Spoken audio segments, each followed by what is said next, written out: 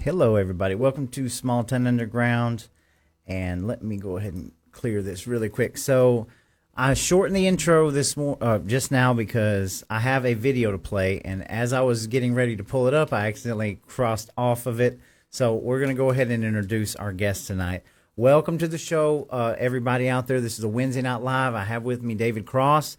A lot of people, I don't know who doesn't know David Cross, and I'm grateful that you agreed to come on tonight. We are live streaming this show, and so far, let's see. No, I guess we're still live streaming anyway, but we're recording this show, so it's a little bumpy this morning. I have no idea why that it's going in and out, but it looks like on my end we're streaming live. But even so, we're recording this show, so if something happens and the live drops, guess what? It's going to be out there. We had that happen last week with our guests somewhat through, and we were able to get the show out. And I assure you that we want to take comments and get them up here. And, you know, who knows what happens when we have some big people on here, right? We live in Georgia. There's all kinds of crazy things to go on, but I assure you that we are going to be talking and taking comments tonight, and I will be showing his video. But David, welcome to the show. I appreciate you being here. How are you, sir? I'm good, Roy. I appreciate you having me. Thank you. Yes, and so we're going to play your commercial. I got to get it pulled back up here because I accidentally crossed off of it. But I want you to introduce yourself to the audience. Tell them who you are, where you came from. Just tell us about your background, please. Okay, I'm originally from Georgia. I was born in DeKalb County. Grew up in DeKalb County a long time ago. I was born in 1969, so I'm 55 years old right now. Okay. And again, I grew up in DeKalb County. My dad was an Eagle Scout. He was very actively involved in Scouts when he was a young man. He was a ranger out at Philmont. And for anybody who doesn't know what a ranger does, a ranger's job is to go save the stupid people that went rappelling down rocks or climbed too high in a tree or they got stuck on a cliff or something like that. His job was to go out there and save them because there ain't nothing, out in the wilderness of New Mexico up in the northwest corner. Right. So I grew up, under my dad's, tutelage. He was a home builder, a small home builder. My mom was a stay-at-home mom. I'm the second child of four kids. And I was, in high school, I was in the B crowd. I wasn't in the A crowd. I was in the B crowd. Struggled to get B's, Hey, I'm David. in high school because I later learned that I have this thing called ADHD. And for some people it's debilitating. For other people, it's a superpower. And for me, it's kind of turned into a superpower. Okay. Particularly in my business. But again, grew up in DeKalb County, had a good time growing up there. I'm an Eagle Scout also, followed in my dad's footsteps. And my wife and I have been living in Swanee, Georgia, since 1994. So I've been in financial services my whole life. I went to Auburn University. I met my amazing wife, the third week of college in the fall quarter. And we have been inseparable, ever since. That's right. I read your bio. You guys have been married for how many years? It's 34? This will be our 34th year. Wow. Married. Wow. That's amazing. That's good. Yeah. And so 34th year married, and we've known each other for 37 years. And I don't understand it myself. I mean, we met when we were 18 years old. So. Right. That's amazing, man. That's awesome. Yep. And I'm in financial services. I do investment management and financial planning, and my degree's in finance. Funny story there is that because my dad was a home builder, I thought, I saw my dad struggle a lot as a home builder. Some years are really great, some years are really terrible. But my uncle John Kriminger he was an engineer with Siemens. And that was about the time that, computers were first becoming portable, if you can call it that. They weighed like 50 pounds and it took like almost two people to carry them. Right. We would have a good time, talking about stuff like that. And I thought, I don't want the ups and downs of the home building business. And so I went to school, got a degree in finance. And when I graduated, I got into financial services. And now I have the ups and downs of the stock market. It's the same cycle, just different day of the week, I suppose. But I've been doing that for ever since I I'm graduated sure you've from seen quite college. a lot with that too. Well, I have lived through three once in a lifetime events. So Okay, I mean, it's true. just hard to kind of compute that, you know. Absolutely. And I guess you got to just roll with that too. I mean, when things are down, right? Yeah, well, I mean, we try. I mean, we try to defend our clients. We try to, when we start noticing we're getting signals of I guess what you'd say like, instability or Hmm. instability in the market, we tend to get defensive and, put money on the sidelines, wait for Sure. those things to, to kind of maximize where everybody's just like losing their minds. And when everybody's losing their minds, that's about the time that we get really interested and put that money back to work. So we try to buy when everybody else is panicking, Right. and we try to sell things when everybody's like, yay, this is awesome. I got you. And you're also a father, right? And your kids are grown. I am. We've got two kids. We have two children and five cats. And no, we are not crazy cat people. It just worked out that way.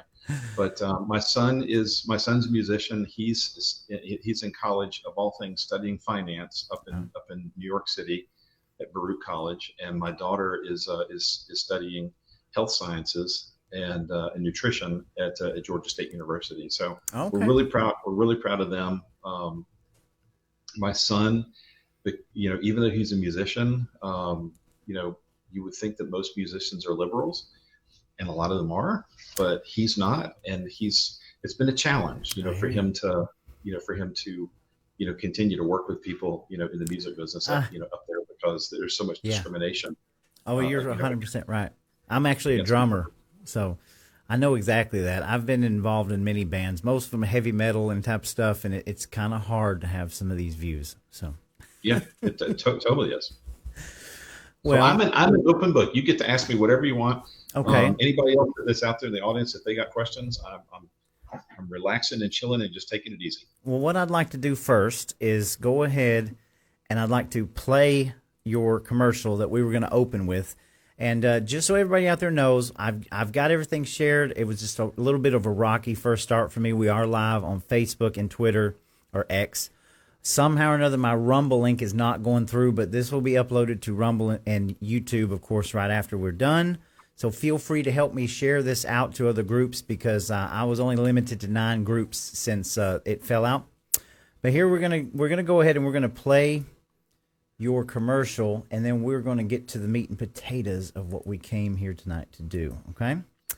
All right. So everybody ready? Here we go. Hey, I'm David Cross, and I'm the second vice chair of the Georgia GOP. We need our own Georgia GOP Doge audit. Doge. Perhaps you've heard of it. As it stands right now, there's no transparency, and we need to Doge the Georgia GOP right now. You can go to my website, Cross for Georgia or crossforga.com. That's going to be where you can find out a little bit more about me and what the platform is all about. But another fantastic place for anybody to go to is chatwiththechair.com. Chatwiththechair.com. For any of the county parties that are out there, you have an opportunity to book me to come out and speak with you one-on-one, or you can book a video event so that I can speak with you. And if you do book a video event like that in some of the far-flung areas of the state, I will donate $50 to your county party. So I'm trying to make myself as accessible as possible.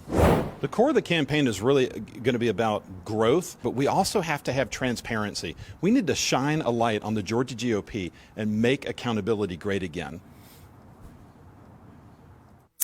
All right. So there's a commercial. Looks like a good commercial.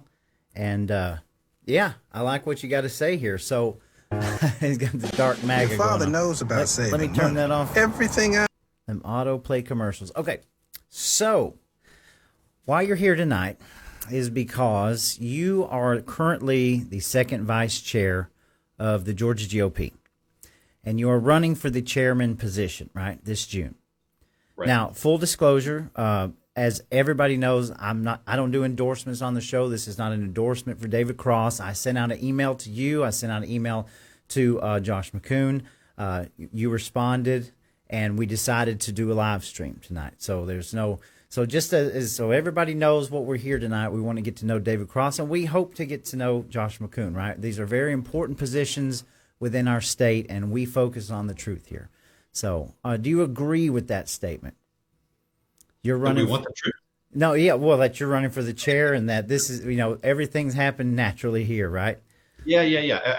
Absolutely. And I'm excited to be, to be part of this. And, Roy, I had no idea who you were, up until maybe I guess it was maybe like a year ago, we kind of got, better acquainted. And, I love the work that you do. I appreciate the fact that, that you're out there telling the story and helping keep people informed. So I'm excited about it, and I'm glad to be here. So thank you. Well, I appreciate that. And I've been involved with the GOP for a while now. I want to see it grow and I want to see it prosper. And I'm a grassroots person. I don't adhere to just what people want. I guess I don't go along with the crowd. What I'm trying to do is figure out where we're at and where we're going. And what I see in this state, David, is that the Republican Party is not going the way of the people. Okay, I see this huge sort of corporatocracy that is enveloping this state, and right now it just seems like that everything that is going on, there's not very, very little breadcrumbs for the people of this state. And the GOP, there's a lot of questions that I have. Overall, I'm very happy with being a part of it and trying to move it and grow it, but I see a lot of things happening that I don't necessarily agree with. And so I guess I'd like to start, because I know a lot of people have asked this question. There's a woman that is running for a chair position. I think it's first vice chair.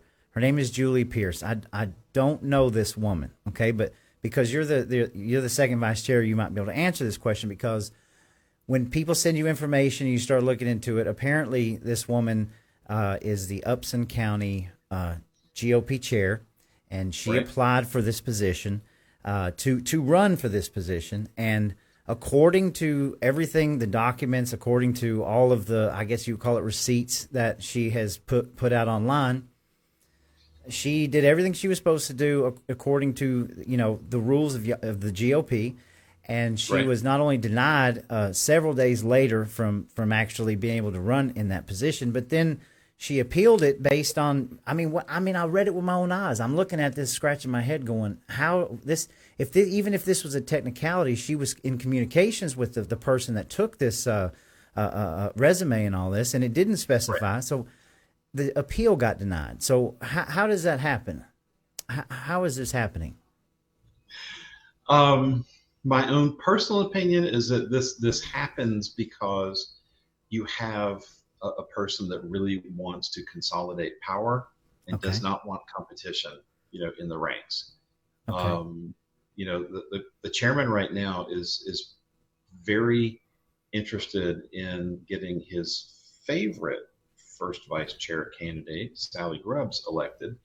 And so I think he'll do just about anything to make that happen. Okay. And, I don't know, you probably saw the same email that I did. So I've been in contact with Lisa Pierce, about this, since it began. And what was really interesting was that, she sent an email in that said, on one line that said, this is my, notice of intent, to run. So that satisfies that. That's all. And that's all you have to do. My notice of intent to run for first vice chair, the end. Right. And then she had a few more lines about, her past political experience. She's the two-time chairman of, Upson County. And for those that you don't know, it's down near, kind of like down near Tifton, in that area, Thomason. Thomas. So okay. That's going to be like, if you're going down 75 towards Macon and you hang a right, like you're going towards Alabama, it's like halfway between there and LaGrange. So okay. That's where she's from. She lives out on a farm out there. She's an amazing lady. She used to have a really nice job with a big pharmaceutical company, and they decided, hey, we want you to get the jab. And she said, you know what, I'm not for that. And they said, well, if you want to keep on working here, then you have to. And so she got let go because she didn't want to do that. And now she has turned into country farmer.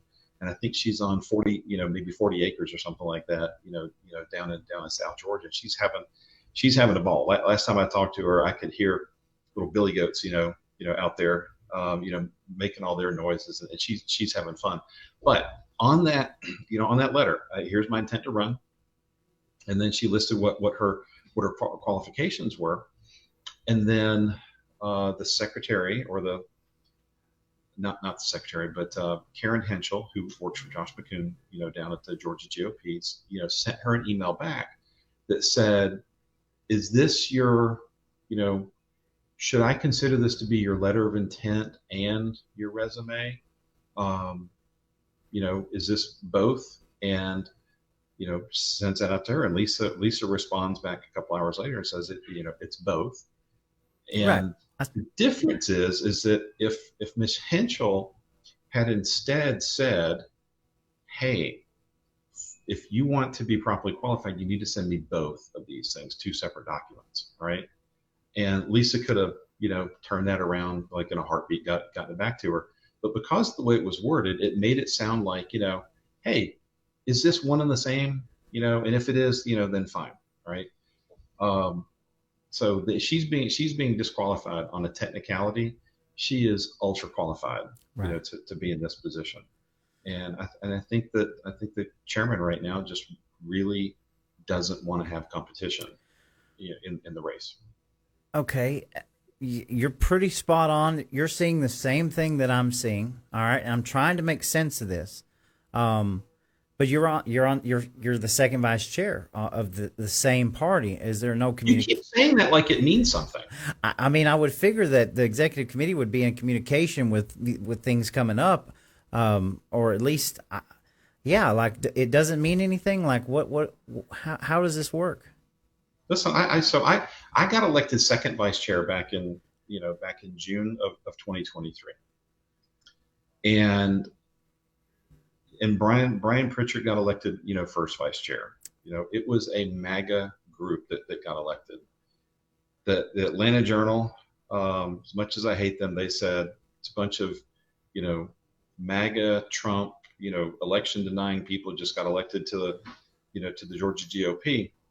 And, I began immediately to try and communicate with the chairman, and just really got nowhere. No responses, no telephone calls, nothing, there was no like team meeting or team building or anything to try and, coordinate people. And what I tell people is that right now, for the last almost 2 years, I kind of feel like a mushroom, because I've been put in the dark and I get crap thrown on me. So it's kind of where I'm at. And it was awesome, winning, second vice chair. I mean, I won in a landslide. And I didn't even get a tiara. I didn't get any flowers. I got no prize money. I didn't even get a sash. I mean, I just got thrown in the closet and attacked. I've heard, and you might. I haven't been able to talk to anybody else, of course, and you're there. I heard that there has not been another meeting since August of last year when they voted Brian Pritchard out. Is that correct? That's correct. Okay. Well, I mean, I don't understand that. I don't know all the ins and outs of what's going on, but I find it. I'm telling you, I'm not the only person. People send me this stuff all the time. I cannot understand how, with the text messages back and forth, that this woman would be disqualified. It's not like she's being picked for the position, right? I'm seeing a lot of this. I'm seeing a lot of this where people in Cobb County are, there's these coordinated attacks. I'm seeing where all of a sudden now we're trying to keep people out from running from these positions. It's startling to me and to a lot of people, because we try to encourage people to come and try to encourage people to get involved. And I don't understand why these things can't be settled on the debate stage. Does that make sense? Why are we blocking people from running that are fully qualified? But I mean, if you're asking me, my opinion is that it's rigging in the ranks is kind of what it comes down to. Well, I thought that we as Republicans were better than them. Well, I did too. As an outside person, I'm telling you how I see things. I don't think that the Republican Party is headed in the right direction right now. And I'm going to be going to my first convention, walking into these doors, not knowing what to do. They've got a lot of new people there, but as people that are kind of plugged in as I am, this does not seem right. I mean, I don't care how you look at it, right? It doesn't seem right. I don't like attacks, and I don't like the dramatization, and I believe that people should be voted in on their principles and on what they say they're going to do, and then we hold their feet to the fire. And all of this is new to me, where I'm seeing a side of the Republican Party I've never seen before. It's just blatantly trying to. It looks like Democrat tactics to me. It looks like the Democrat. We went through an entire election. The last 2 or 3 elections where nobody nobody was picked. Right? They had handpicked those people. The people had no say so in who they wanted. Kamala Harris, Joe Biden, and it's like it's happening right now in the Georgia GOP, and that's scary to me. It's very scary to me. Yeah, yeah. I'm concerned about the direction that we're going right now, and quite frankly, that is the entire reason why I'm running. I'm running for this position. I got involved, as I said before, as second vice chair. So I had an opportunity to kind of see like how the organization operates on the inside, what it looks like, from the outside, to the layperson, and kind of what I see is, I see an organization that has tremendous potential. There are tens of thousands, if not hundreds of thousands of people that I think would call themselves activists across the state, and they want to have a voice and they want to have an outlet, to be able to tell that story, so that they've also got resources, and that army can help us win elections. I mean, President Trump won last year with a 2.2% margin. Now, my opponent will say, but that's still a win. And you know what? Technically, yes, it is still a win. Okay. But, don't go running and doing victory laps on a 2.2%, margin. That was 115,000 votes. Trump should have won by 7%. That's what not my numbers showed. So either A, there's something still wrong with the machines, or B, there's a lot of independent, there's a lot of independent voters that are out there. 29% of Georgia voters are what we would call independents. And they're not independents because they're going to go pick an independent candidate. Independent is a term that means that I don't know how they're going to vote. They just don't participate enough. They don't go to primaries. They don't go to runoffs. They don't participate enough for me or anybody else to make an educated guess about how they're going to vote. But when Trump won with 2.2% last year, those independents, if we reverse engineer the math to figure out how the independents voted, they would have had to go 60% for Kamala statewide and 40% for Trump. And to me, that's just not credible. I can't believe that. In my modeling, saying that Trump should have won by 7%, we were modeling, I think, like 51 or 52% for Trump and 48 or 49% for Harris. Mm-hmm. So the numbers don't work out right. And the whole point of telling you that is that when we go into 2026, we don't have a Trump Force 47 on the ground to help get a new Republican governor elected or a new Republican lieutenant governor, elected. We don't have that machinery. And what it's going to take is it's going to take this army of people that are out there, this army of grassroots people. These are the people that they are the workers. These are the people that get things done, and we need them. And my concern is that if the current chair gets reelected, those people are going to feel disenfranchised, and they may back away from the party. There's a lot of people that I know that are saying, "Good grief, David! If you don't get elected, I don't know how interested I am in sticking around." And I hopefully they do stick around, but if I'm hearing that from people on a daily basis, you just multiply that times thousands, and that I think is the sentiment that's going on out there. All right, I agree with you on a lot of that, and I'll go one step further because I work a lot with Antonio Jones, and we're always trying to help the grassroots election integrity and what forth. I used to think that I joined the Republican Party as a person that was going to help it grow, and I'm not. This is no reflection on my GOP or my area because we have some really good GOP people out there, some of the strongest. But I thought that I was what the Republican Party wanted, right? And sometimes I feel like that I'm the hijacker of the Republican Party, the fighting against this establishment of whatever it is. Because if you and I don't need you unless you want to comment. What I see in this last session was like 400 bills going through. We got Sinai coming Wednesday, and we study these things as much as we can, right? As volunteer, working class family men. And there's not a lot of pro-human bills being passed right now. There's not a lot of pro-citizen bills being passed right now. It seems like a lot of corporate bills, a lot of bills for chemical companies. They bring up the lottery every year. To me, what my version of when I read the Republican principles, the reflection of the bills being pushed are not very Republican to me. And I feel like we're losing this state, and I'm like, where is the Republican Party, or are we just the grassroots as outsiders? That's just how I feel. I don't know if you want to comment on that, but we have to do something to gain back we have the majority, David. We have the majority, and they are ignoring us and laughing at us and running away from us in their own halls. And it's like, I've never seen anything. I never realized it was this bad. Yeah, so I will comment on that. So there's a couple things to unpack in your observation, about the corporatization, of our state, and you are correct.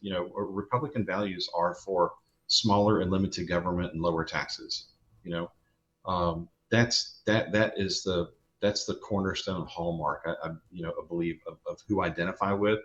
And then of course, the obvious things like, your freedom of choice and your freedom of religion and, and your freedom of speech and your right to bear arms. Those to me are, sacrosanct. All right. But, what kind of irks me a little bit about this session is the fact that the governor, whether you love him or hate him, I kind of think he overstepped the line when he said, we are going to pass my tort reform bill, and if it doesn't pass, then I'm going to pull your butt back here for a special session. And that doesn't make any sense to me because he wouldn't do that for election devices and election security, but he'll do it for tort reform. Yeah, he wouldn't do it for Fonnie Willis in the RICO case, but he'll do it for tort reform. Right. Well, and the thing is that when you look at tort reform, I would challenge any politician that's out there that if you're going to vote for this tort reform, and here's the thing, I do believe that we need some common sense, added to tort reform. But what I don't want to see come out of this is I don't want to see a bunch of insurance companies, writing thank you checks, to the governor or PACs or to any politician. I don't think that is warranted. I think that if you're doing the job of the people, you should not be benefiting, because when you think about it, insurance companies are in the business of investing. I mean, I'm in financial services, all right? Mm-hmm. Warren Buffett is hugely wealthy because a long time ago, he stopped investing in what we call the cigarette butts, or cigar butts of going out like looking for little stumps of little companies that maybe they'll be okay. And he stopped doing that, saved up his money, and he and his partner bought into Geico, which is a government insurance company. Mm-hmm. And they made huge amounts of money off the cash flows that were coming through the insurance companies. So insurance companies are an investment, right?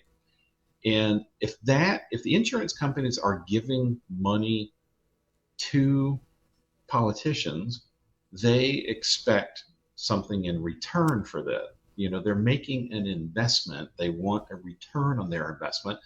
Otherwise, they wouldn't write the check. So I would love to see all of our politicians put their hand up and go, nope, I'm not accepting money from the insurance lobby. Absolutely. Not going to do it.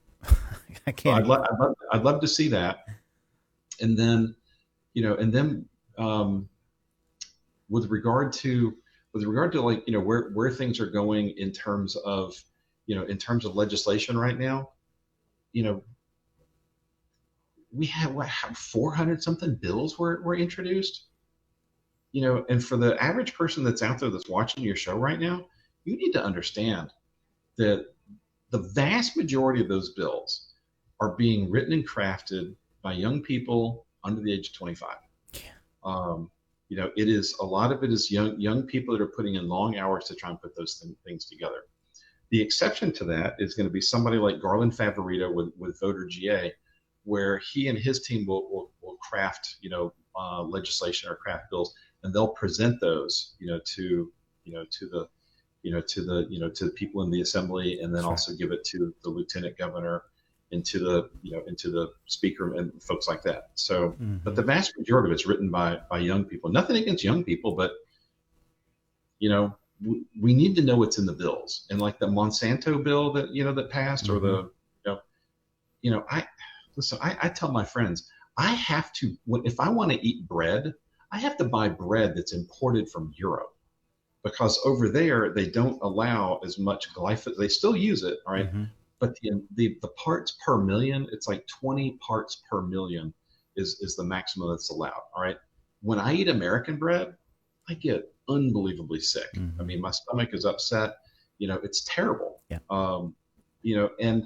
And what do we just have? We just had a bunch of my friends, the Republicans, voted to say, hey, let's pass this thing on through. And for anybody who's confused about this, the reason why this is a problem is because this is a poison that's in our foods. And this piece of legislation makes it so that nobody has to tell you, nobody has to put anything on the packaging that shows, anything about how much is in it, how many parts per million, or that there's anything in there at all, and that there's something, and that there's a poison that's in there that can kill you. Right. Over time. It's not going to kill you like right away, but there's poison in there. Okay. And there's a difference. If I go buy a pack of cigarettes, it says clearly on the side, may cause cancer, and that's my choice, But if a young mother is going to the store and she's buying bread that's like totally laced with glyphosate in it, it can cause, brain damage to children. It can cause learning disabilities. It can cause, any number of physical upsets, and sickness in the body, and you have no clue because nobody told you. So I'm upset about seeing that piece of legislation, fly through. I think that it was kind of presented as the, for the farmers. And listen, I am all for our farmers, but our farmers that are out there, they're responsible people. But this thing I think is more about protecting the chemical companies than it is about the farmers. I believe you're right, and that's what we're seeing. And all I can equate it to, and I'm speaking for myself here, it just seems like this is a lame duck session for a governor who's going to be moving on to other things, and they must be cashing in all the favors. I don't know. That's on me. But I would like to move into election integrity next, and we brought it up. So I want you to talk a little bit about your feelings. I met you through the election integrity movement, right? Which is that word is started to get muddied up. But tell me, I like to call it election security. Election security, right? Yes, I can't remember that, but it is election security. So you've worked with Georgians for Truth. You've worked with the Georgia Nerds. You've worked with Garland Favorito, Voter Georgia. Give us your views. What do you think about election security? What would you like to see? What I would like to see is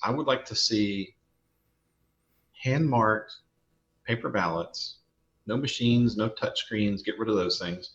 And I would like to see our ballots counted by human eyeballs.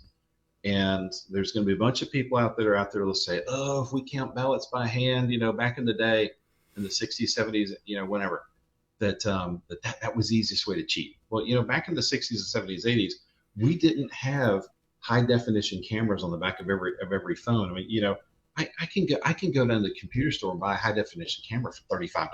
Right. Hook it up, live stream it, on something like this, or on YouTube, and you can sit there and watch your ballots being counted, if you want to, and you put it on camera. I don't care if Democrats, count my ballots on a high definition camera, because I can sit there and go back and rewatch the tape and say, hey, did I get the same number that they got? This is not difficult. And President Trump is all about this right now, but he's getting, pushback from people out there. And the reality is what your viewers need to know is that civilized countries in the world, the largest, most civilized countries, most modern countries in the world, count their ballots by hand with human eyeballs. Okay. Banana republics in the world use election machines, right? Some of them use these election machines that we use. But to me, I mean, even Elon Musk, last year said, hey, I'm a computer technologist. I know that I can insert one line of code into something that you will never find, and I can change the outcome of an election. And we just discovered a few weeks ago, somebody else discovered, I'm just kind of reporting on this, that there's a God mode on Dominion. And again, for anybody who doesn't know, if you have kids that play video games, the kids that are watching this know that if you've got your little controller and you press like a certain, sequence of keys, it will make your character indestructible, right? And you can't be killed. Well, the same thing exists on these machines. You can turn them on at 3 o'clock in the morning. If they're plugged into their battery backups, you can turn them on. You can load an election. I can load ballots into them that look like a person wrote on them, and you would have no idea. And we're trying desperately to convince the legislators, down there that the machines are vulnerable. And as it stands right now, their software is going to be obsolete next year, from what I understand. And if that's the case, why on earth would we spend $55 million to upgrade some jalopy that is not going to run a year later? It just doesn't make any sense. And if we do, human counted hand marked paper ballots, you're talking about, there's a lot of rural counties that are out there. They're going to save money on not having to store the machines, drop off the machines, keep them in cages and keep them locked up, bring them back, keep them insured, upgrade them, and then train election poll workers. I mean, I was a poll manager in Gwinnett County. I had to get into my poll at like 5:30 in the morning so we could unlock the cage and set up all the machines. And we had 2 scanners and we had 5 touch screens, all for 351 votes that came up. Mm-hmm. I mean, come on! I could have handed people paper ballots, said, go make your selection, put it in the glass box over there, and we'll count them up right here. And when we're done counting them up, anybody can watch. And then when it's all done, you phone it in. 2 things. It's part of the election code to begin with. It's on the books. We're not following 21, 2, 347. But secondly, isn't it a little insulting that you're saying that your own people of your own state cannot handle their own elections in their own state based on the laws? I mean, I can't fathom this. I cannot fathom this. The flag right behind you that says "Don't tread on me" is all about sovereignty. And this argument is about returning sovereignty of our elections to the people. Right. And as it stands right now, there's a guy down in Florida that was able to figure out that the passwords to these machines, it's in plain text, and there's actually a hard-coded password where if you can guess the user's name in your county, which in Gwinnett County might be something like David_Cross at GwinnettCounty.com. How hard is that to figure out? The password is DVS Corp. Yep. 08 exclamation point. Yeah. Yeah. They ward on. Who hard codes passwords? It's amazing to me. We live in Georgia. Florida has dealt with Dominion. Tennessee has dealt with Dominion. A part of South Carolina has dealt with Dominion. Alabama has dealt with Dominion. And here we sit in this state, and they literally, when you talk to a legislature, they will pull you over to the side and say, listen, man, if we even talk about this, if you even say the words Dominion, we'll get laughed out of this chamber. All right, am I crazy? I mean, what is going on here? You can see it as plain as day. If you're a legislator and you're watching, be willing to be laughed out of the room. I've been wearing a tinfoil hat for 4 years right now. Amen. And as it turns out, my tinfoil hat was correct. Everything we pointed out is totally correct. Sure. And I'm sure you're familiar too. Kim Brooks, they released an entire spiral notebook and they mailed it to every single legislator, every single judge, anybody that was on a payroll throughout the state. And I have it. I have the copy, and we've done a show on it before. And these people got this information. Now, whether they looked at it or not, but I mean, and of course, the Curling versus Raffensperger case just got dismissed as the favorite terminology for lack of standing. I mean, it makes you want to pull your hair out. I've never seen anything like it. In my opinion, I think Judge Totenberg is corrupt. That's just my opinion. Of course.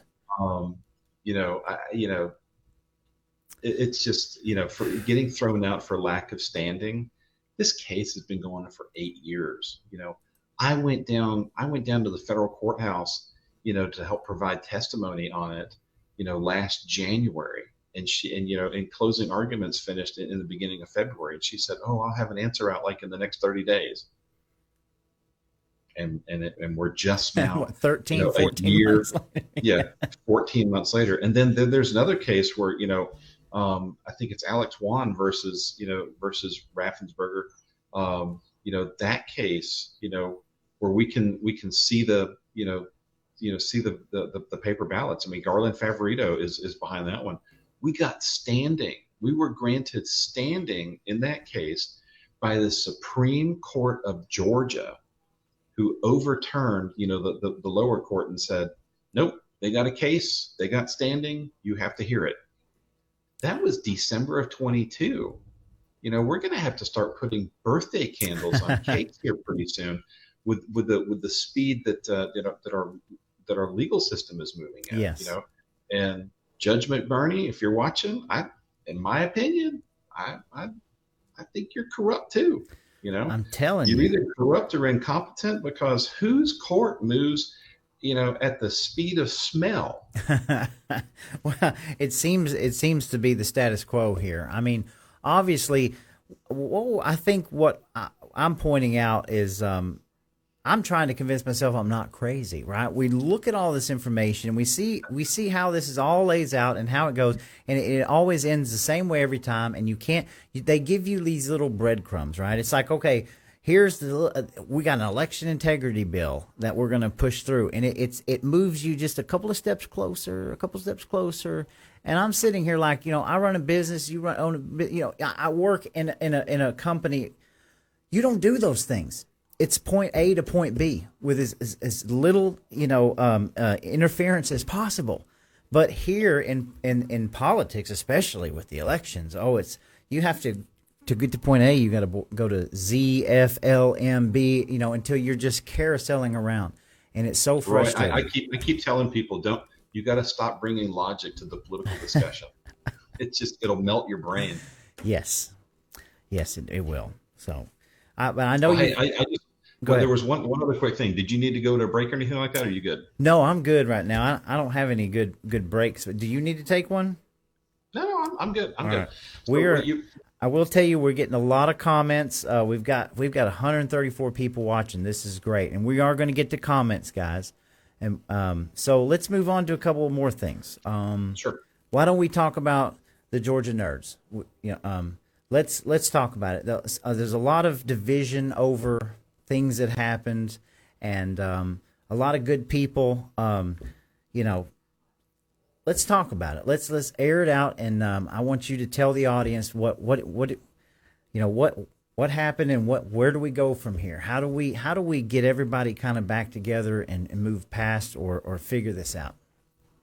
Okay, so let me tell the story about kind of what happened here. I'm going to see if I can pull up like some old messages here. Okay. Um, One second. I know a lot of people in the election integrity movement. And I love them all, and I try to find my place to fit in. Right. So, BKP, I watch BKP show as much as I can. I consider him a friend of mine. But we're all working where we can work to move this thing forward, right? So there's a Yep. lot of contentions out there, but you know what I'm saying? Let's clear some air. Okay, so let's clear the air. So the way that this thing started was, back in, good grief, I think it was in 2023. I had reached out to, it was like August or September 2023. I put out the word on Twitter. I need help. I need help. Like, I'm going to start getting voter rolls. I want to try and, dissect them. I had been to several of Dr. Frank's, Dr. Doug Frank's, presentations, seeing what he was talking about there. And I was like, oh my gosh, I think he made some really good points, but I said, I don't think we have the same kind of issues going on here, but I want to try and figure it out. And so I put the word out that I needed people to help me with that. And a bunch of data folks reached out to me, and we put together a group. And one of those people was Kim Brooks, and we got off to a decent start, and we were trying to get these voter rolls. And as we were pulling them in, we started realizing that it was taking up, a fair amount of space. It was going to take like some specialized machinery for that. And we were kind of like, we kept hitting roadblocks. Like I could only load so many people into my Excel spreadsheet before it would crash. And I was talking with, I went to a something called the Diners in Sugar Hill, and I had been invited to that, by some folks who said, "Hey, why don't you come over here?" And my friend Maribel Hodges, was one of the people that put that on. And when I went there, I met a gentleman that said, his name's Mark, and Mark said, "Hey, my son is involved in this kind of stuff, and he knows how to handle big data, and he knows how to clean up dirty data." And when we're talking about dirty data, what I'm talking about is like in the voter rolls, you might have somebody's name that, there might have been like an accent over an E, or maybe there was a comma that was in the wrong place. Or if they spelled out Macintosh, it might be MC space INTUSH, for one record. Another one might be MC INTUSH. Anyway, so he said his son had a way to, clean that stuff up and make it so that it was usable. And I said, "Oh, thank you, thank you, thank you, Lord, for putting somebody in my life that can handle this." So this guy's name is Lane. He gets involved in this, working with the group, and we're starting to hit some decent strides. And then in the first part of 24, I got really actively involved in trying to help write the legislation for election integrity. And so Kim was doing a fantastic job helping drive the group. And so I wanted to make sure that, that she continued to do that. And they had, regular meetings, once a week of what she was looking for. And she did a really good job of coordinating those people and getting them to, what she needed, what she would request information. And these guys would go out and they would find it. And in one case, there was a lady named Stacy Doran who got involved in it too. And she's really fantastic also. So I got really, very actively involved in writing legislation. I had to pull myself back a little bit. The Georgia nerds continued working. And then after the legislative session was over, we didn't have all the successes that we wanted. And I was looking for an avenue to try and figure out how else can we, promote election security. And that's when I dove into trying to help rewrite some of the rules. And I went to a lot of state election board meetings trying to rewrite the rules. And that took up a huge amount of time, and went, almost through the summer. And the Georgia nerds were doing a great group, and I would participate, from time to time to listen and see what's going on. And it seemed like they were making some really great headway. And then, as you know, and anybody who has known or seen Kim, she has a fiery personality. And when she would go out and speak, sometimes she would get really fiery and very upset. And what I found out was that there was a little bit of dissension in the ranks about, kind of like toning down the rhetoric and the vitriol a little bit. And what happened was on August the 11th, Sunday night at 4:24. I don't know if you can see this or not. Oh, it's not going to show up. It shows the text. It shows the text, but you can't read it. Okay. Well, anyway, the text says Lane took down the VPN, that's the virtual private network, yesterday, and both servers, and won't return a phone call. I left him 2 voicemails asking him to reinstate. He took property that doesn't belong to him. He says he takes direction from you. Okay. Ask him to reinstate immediately. All right. And I responded a minute and a half later, and I said, nobody takes direction from me. I didn't ask him to do anything. He mentioned something about a new data tool that would require a separate website for hosting. I'll talk with him and get it reinstated. And she ended with like a little thumbs up that said, God, this is not working. Anyway, ended with a thumbs up. And then she came back and said, remind him he doesn't have permission whatsoever to share multiple files, intellectual property that he does not own. Thank you. All right, that was on Sunday. On Monday morning at roughly 10:30 in the morning, she said, I've still not heard from Lane, and he hasn't returned what he took. VPN and servers are still down. All right, so I'm trying to reach out to Lane and figure out what's going on. Okay. Took a couple days to connect with him. I did finally get connected with him on Tuesday evening, and I was like, dude, what's going on? And he said he was really concerned about the rhetoric and the vitriol that was going on. And he was concerned that if Kim went out and with her fiery personality and incited somebody to some kind of violence, people might point the fingers back to the Georgia nerds and say, you guys caused this, and she's part of your group, and, you guys are all together, and so we're going to sue you. So, the chief data architect, that was his major concern. Okay. All right. So during this time that I'm trying to, talk with him and like understand like what's going on, and I'm talking with him and saying, hey, can you get the service reinstated? He's telling me that he's doing an upgrade, on the server. It's down for a couple days. And this server, it's really interesting. The machine is not something that you can just go down to the computer store and buy. Okay. Yeah.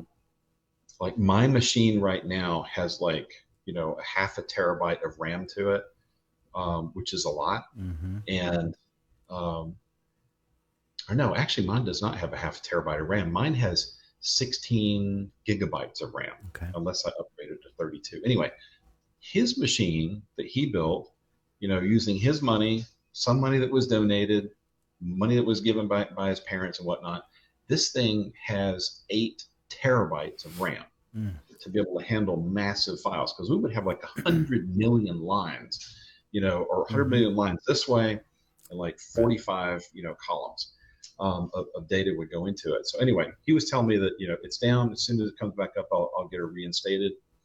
And while this is all going on, I'm getting telephone calls from a friend of mine, James Abley, who says, David, we just want to get this thing solved. We want to get this thing reinstated for Kim. What if we just buy the system from your guy? And I was like, James, I don't think it's for sale. And I said, the guy that's built it, he's probably got $6,000, $8,000, $10,000 that's involved in it. And James took those numbers as, as like me giving like an offer, to sell it. And then he calls me back the next day, and James is like, we just want to buy it. We've got the money, to buy it. I'm like, James, I never told you it was for sale. Right. And he's like, okay. And then concurrent with that, I'm getting telephone calls from another guy who's saying that he's going to send his head of security over to, he's threatening me by saying he's going to send his head of security over to collect the server, and that his head of security is ex-special forces. And I told this guy, I said, hey, I've got plenty of friends that are ex-special forces too. And if you send your guy over here, I've got cameras everywhere. If he breathes wrong, I will own your business. All right. So, I was getting a lot of, you know, you know, push Right. and pressure from everywhere. Heated discussions, right? Heated discussion. All right. And then ultimately, we ultimately ended up, getting a fully backed up, copy of all the data that's in there. Got it sent over to Kim. She got it, I think pretty promptly. I sent it by U.S. Postal Service, return receipt and all that kind of thing, so I could make sure that we got it delivered, and she got it. All right. And around that same time, you know, um, you know, um, around that same time is just like our relationship just completely fell apart. And I think Kim is really brilliant. I think Stacy is really brilliant. There's a lot of people on this team that are really brilliant folks. This did not need to happen. And I think part of it is just, maybe it's passion, maybe it's personality, but I was literally just trying to be the peacemaker to try and figure out how to make this thing work. And then I got thrown under the bus. So there's a bunch of people out there that think that I shut down the nerds. I didn't do anything of the sort, Okay. and people were telling, and I had people saying, how to turn the server on. I'm like, I don't even know where the server is. I just see the reports that come out of it that y'all are working on. So I had, I had, like I said, I had less involvement than people like to think, but I got thrown under the bus on that deal. Right. Well, I certainly appreciate you coming on the show to talk about this. I know it's a contentious issue, and it saddens me because I agree with you that there's so many good people that we get caught up in this, and I don't want to say this about this particular story, right? Because I'm not a part of this. I just know that it's something that's been brought up. So many times I see where any person in the grassroots can do, 9 things that are right, and then when that 10th thing they do is wrong, all of a sudden we've got to cut ties, and we have to we have to point fingers and burn bridges, and this has nothing to do with anybody involved. But I've seen this time and time again, and it makes it hard because the grassroots wants to unite, and we want to find people that we want to represent us. We want to find people that could be our next governor that's got the citizens of the state, their best interest. So I think we all need to do a better job of showing each other grace. And definitely that was something I just from my point of view, I just hope that all parties involved can come to an understanding, because I can't wait to have Kim Brooks back on, whether she goes to War Room or what, and listen to or be able to interview her about the next phase. And fighters like Stacey Dorn are wonderful people. And so, I thank you for sharing that, right?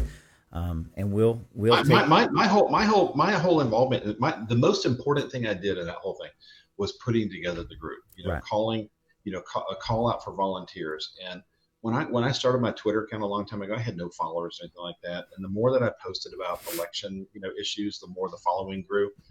And that's kind of what prompted me, back then to try and use that. And I've used Twitter several times to try and say, hey, I need a team of people to help me with this. And I get some really wonderful people. One of the most fun, I'm going to leave you with like a little fun thing that happened out of this thing. So when Dr. Frank came to my office, he gave a presentation, in a big conference room that we have there. And I had the nerd group was there ahead of time to listen to Dr. Frank and hear what he's finding with his data. And I had to go upstairs and take a call, and all the nerd guys are there. And I said, hey, I've got to go upstairs to take a call. Can one of you guys take some notes for me?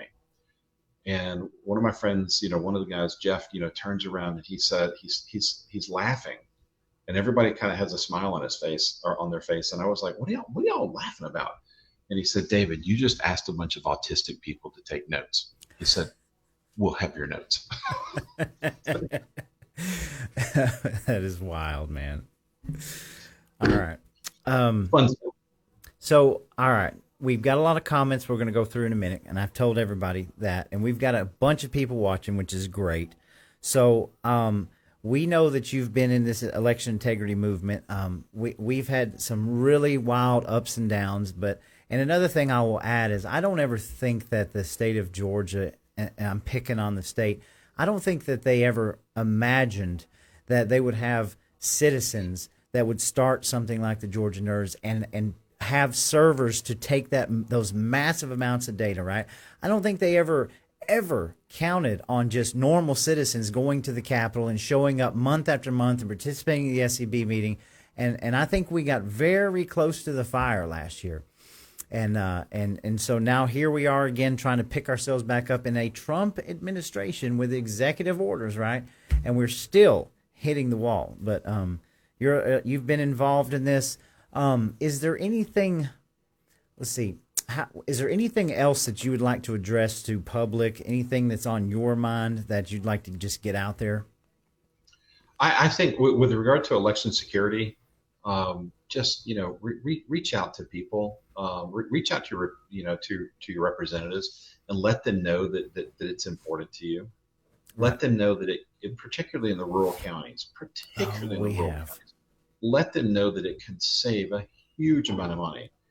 Buying some reams, of paper for paper ballots and printing off, your voter rolls, onto old-fashioned style, printout reports. There's nothing to be ashamed of, nothing wrong with voting like our grandparents did, where somebody would pull out the poll book and go, hey, Adrian, it's good to see you. Sign in right here. Here's your ballot. Go over there and vote. There's nothing wrong with doing things the old-fashioned way. I agree. There's lots of things where the old-fashioned way is far superior. Right. All right. And I'm going to kind of give you a last question before we go into the comments, because we'll be in there for a little bit. So overall, you're running for the chairman position of the Georgia GOP. Let's get your vision moving forward. What do you see in the future? What is your main goal if you were to become the chair of the GOP moving forward? Number one goal is going to be to elect Republicans. And when I'm saying elect Republicans, I want to elect Republicans that share our values.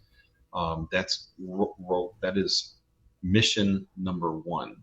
We have slid backwards in some of our counties, like Cobb County has gone backwards on the number of Republicans that are participating there. We have slid backwards in the number of House seats and Senate seats. We've slid backwards in our U.S. Senate seats. We have got to take those back. The most critical thing that people need to understand right now is that Georgia is no longer a ruby red, Republican state. Right. It is a toss-up. And in a toss-up, the Democrats will double, triple, or quadruple the amount of money and effort that they will put into taking our state. So we've got to have an army, an absolute army, that will replicate like a clone of Trump Force 47 on the ground. And I'm talking about, we have to make our sheriff's races, particularly in our rural counties, huge priorities. We've got to do that. And the thing is that it doesn't take a lot of money, to move the needle there. It just takes organizational effort to make that happen. I think if you do that, you're going to see it spill over to our county commissions. I think you'll see more Republicans on county commissions. I think you'll see more House seats and more Senate seats, taken back for Republicans.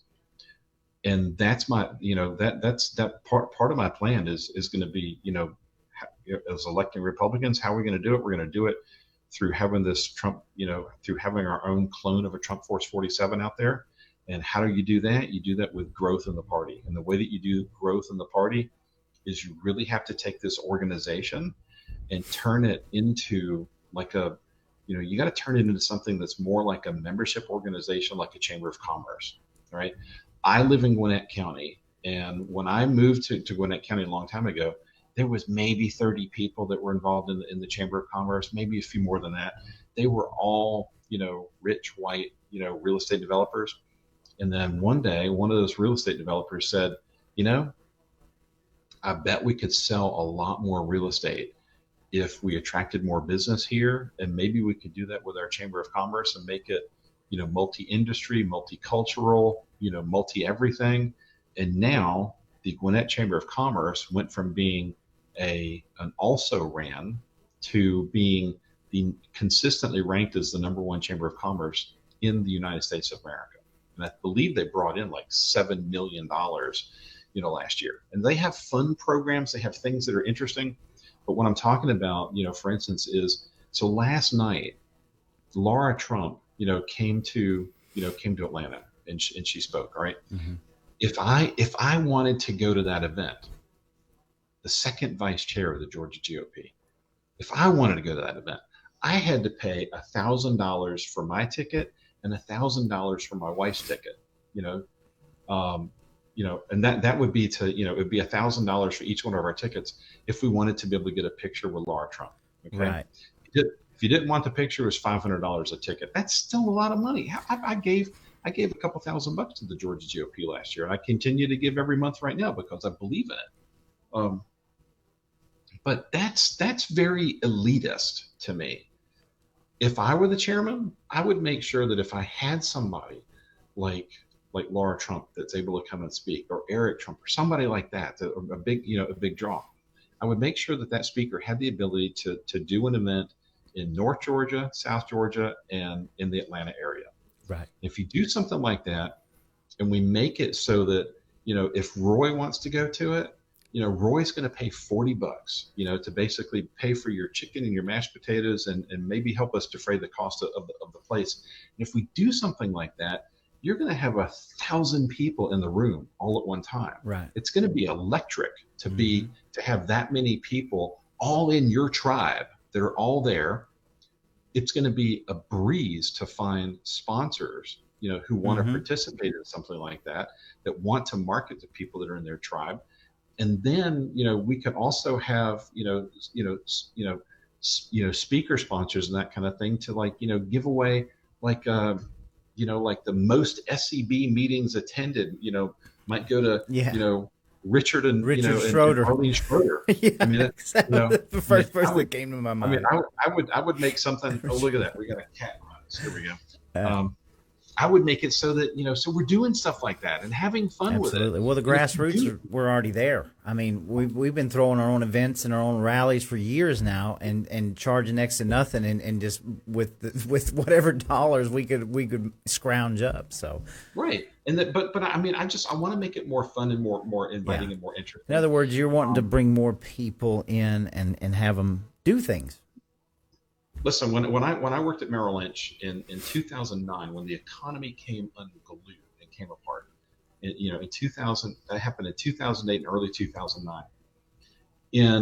At the end of 2009, I got an award from the company for being number one in Georgia in the ability to attract and retain clients that year.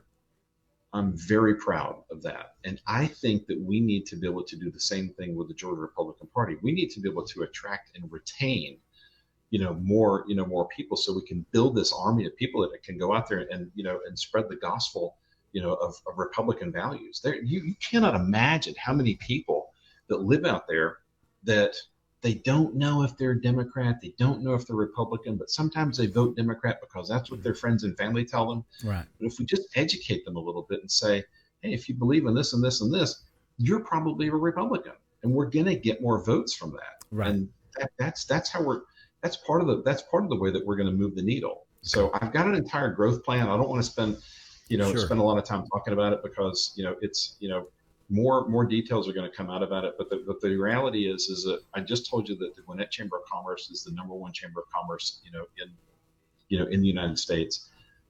I have already, got a consultant to help me put together that plan so that if I get elected, she's going to be able to help roll out that plan, statewide. And she was an integral part of making that plan occur, in Georgia. Okay. Sounds good, man. I mean, like I said, you've got a good platform, and I wish you all the best of luck in the world for this. So what we're going to do now, we've got a ton of comments. So I'm going to go through here, and I'm going to get as many of them out. And thank to everybody. We're up to 200 people now on the live stream. Thank y'all all. Just keep sharing it. Bring a comment in if you want to. Thank y'all so much. Thank you, Christina and Jan, for letting me know. Noreen Canner, just met her the other day. I believe she's running for a position. Noreen, I can't remember exactly what she said she was running for. Second vice chair. Second vice chair, that's right. So I've seen Noreen all over Facebook, and I finally got to meet her in Gainesville the other day. It was a pleasure to meet you. Blake, William McMillan, he's on fire, y'all. He's on fire on Facebook. Let's see. Nothing wrong with cat people. I've got 2 cats myself and a dog. So let's see. It's good to see everybody. Sharon Holland, special shout out. Thank you for being here. She's with me. And our man Richard Schroeder is in the house. Good to see you, Richard. Hey, Richard. And hey, Blake. Yes, Charles Stoker, of course. Sir Charles Stoker. Welcome to Northwest Georgia. David Cross, you're in God's country. All right. Let's see. Noreen Canner said Kylie Kramer did the same thing and she got disqualified too. Just for the record, I know that, and we can comment on that if you want. I know that Kylie Kramer was a person that had applied as well, and she got denied. I don't know all the details. I don't think they've been made public yet, so I can't comment on any of that. All I know is when we started the story at the beginning, this woman who I do not know, and when you could just take it to somebody and say, "Can you look at this?" and that's where I'm at, right? It looks a little fishy to me.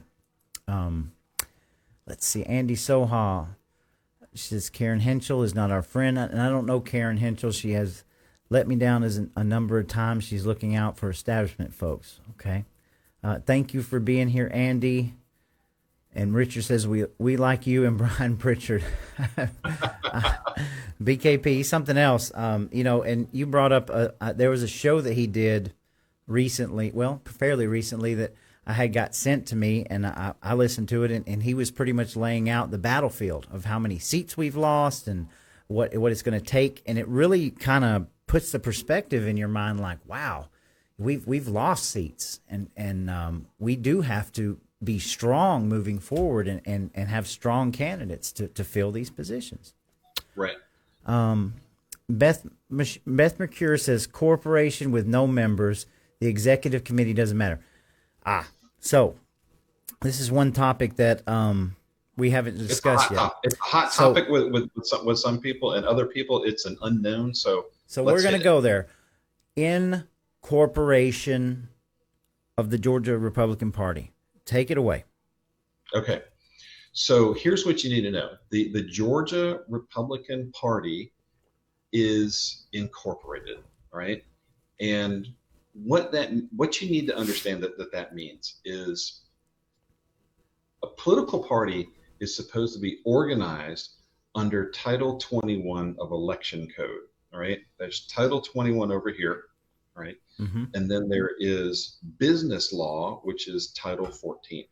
And right now we are organized under Title 14 over here, and my understanding is that there is no documentation that the Secretary of State can provide that shows that we are organized under Title 14 under Election Code. I'm sorry, not Title 14, under Title 21 of Election Code. So if you put an open records request in with the Secretary of State, say send me all the documentation, under Title 21 for the Title 21 organization, the Georgia Republican Party, they will tell you that no such documents exist.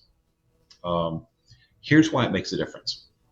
Under Title 14 of Corporation Code, like I own my own business, right? If somebody marches into my business and says, David Cross, I want to tell you some things that you don't know about you that I don't like or whatever, they want to give me a piece of their mind. With my business, I can tell them, hit the road, get out of here, okay? It's my corporation, get out of here. I own this entity, get lost, okay? If somebody comes in under Title 21 to my organization, if I'm organized as the Georgia Republican Party under Title 21 of Election Code, and one of my members comes in and says, I'm a member of the Georgia Republican Party, and I want to give you a piece of my mind to tell you, how we should be doing things. I, as the chairman, as the representative of that organization, have an obligation to listen to them and hear their grievance and address it. Okay. Right? That's the major difference. So in one case, I'm an owner of a business under Title 14. Get out of here. I don't want to hear from you. Under Title 21 of Election Code, I'm a political organization, right? And you are a member of my organization. I have to listen to you. I have to address your concerns. So where are we? What are we going to do about it? So right now, if you go on the Georgia, GAGOP.org and pull up our rules, it'll tell you that we're organized as the Georgia Republican Party, Inc. Mm-hmm. And we shouldn't be. Now, the next question is why are we incorporated, right?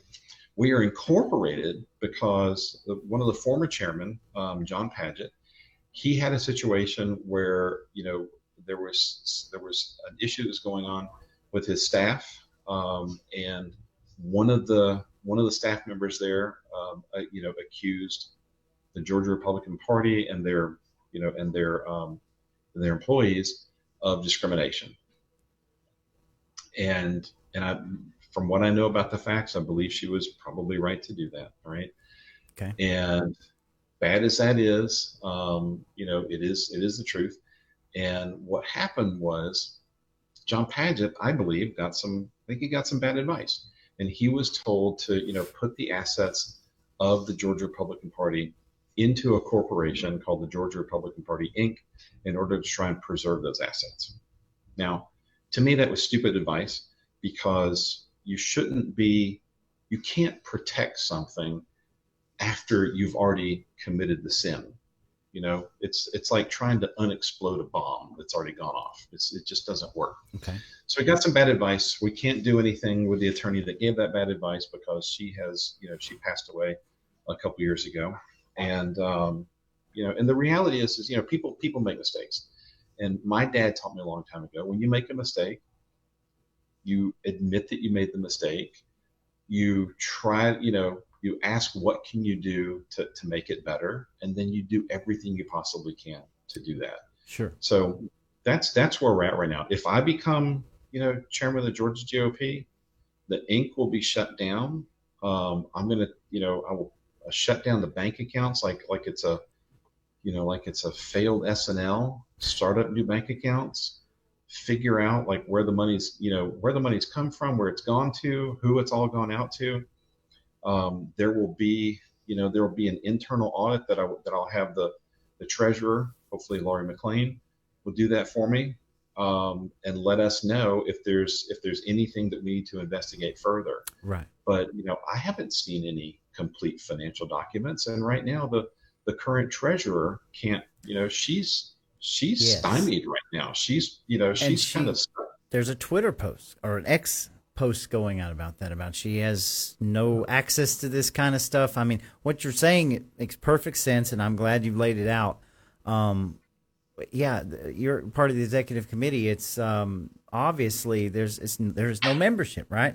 I know the GOP sent out the membership cards and stuff, and a lot of people was asking me, scratching their head, what does this mean?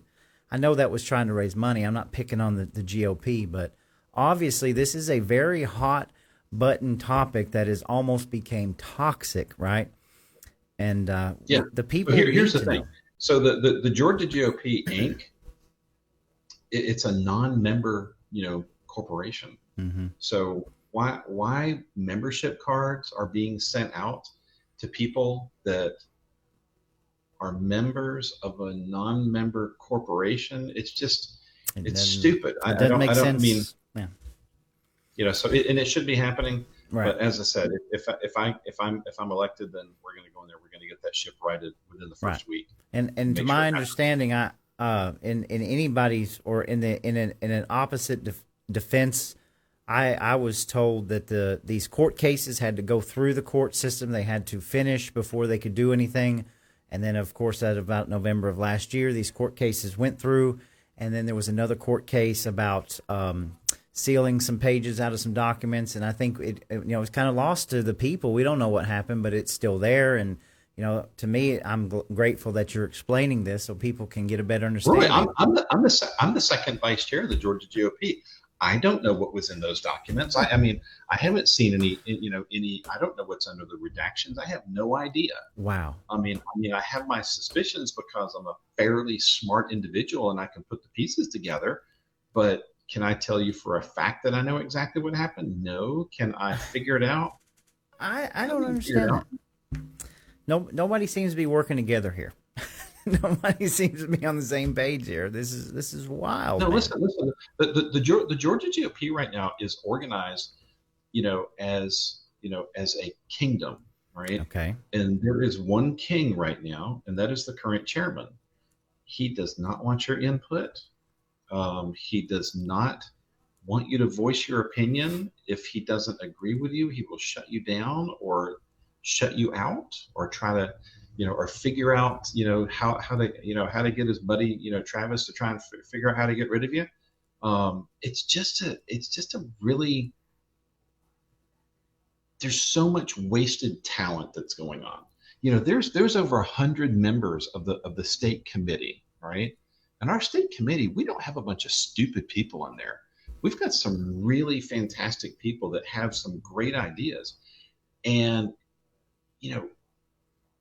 can you imagine hitching up 140 horses, to a wagon, to pull that wagon? Can you imagine how fast you could go?